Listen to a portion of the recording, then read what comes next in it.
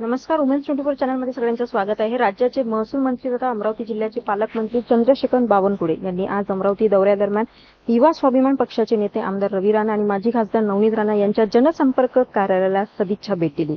शंकरनगर परिसरातील राणा दाम्पत्याच्या मुख्य जनसंपर्क कार्यालयात ही भेट पार पडली. पालकमंत्र्यांच्या आगमनावेळी आमदार रवी राणा आणि माजी खासदार नवनीत राणा यांनी पुष्पगुच्छ आणि शॉल देऊन त्यांचे उत्साहात स्वागत केले. यावेळी कार्यालयात उपस्थित महिला पदाधिकारी, युवा स्वाभिमान पक्षाचे कार्यकर्ते तसेच भाजप कार्यकर्त्यांशी पालकमंत्री बावनकुळे यांनी थेट संवाद साधला. कार्यकर्त्यांच्या भावना जाणून घेत त्यांना मार्गदर्शनही केले. या सदिच्छा भेटी दरम्यान अमरावती शहर आणि जिल्ह्यातील विविध विकास कामे, सामाजिक प्रश्न तसेच जनहिताच्या विषयावर सकारात्मक चर्चा झाल्याची माहिती समोर आली आहे. भेटीच्या शेवटी पालकमंत्री, राणा दाम्पत्य आणि उपस्थित पदाधिकारी व कार्यकर्त्यांनी सामूहिक छायाचित्रे काढत या भेटीच्या आठवणी जतन केल्या. या सदिच्छा भेटीमुळे राजकीय वर्तुळात विविध चर्चांना उधाण आले असून आगामी विकास कामाच्या दृष्टीनेही या भेटीकडे महत्त्वाच्या नजरेने पाहिले जात आहे. अशाच घडामोडीसाठी बघत राहा उमेश 24 चॅनल.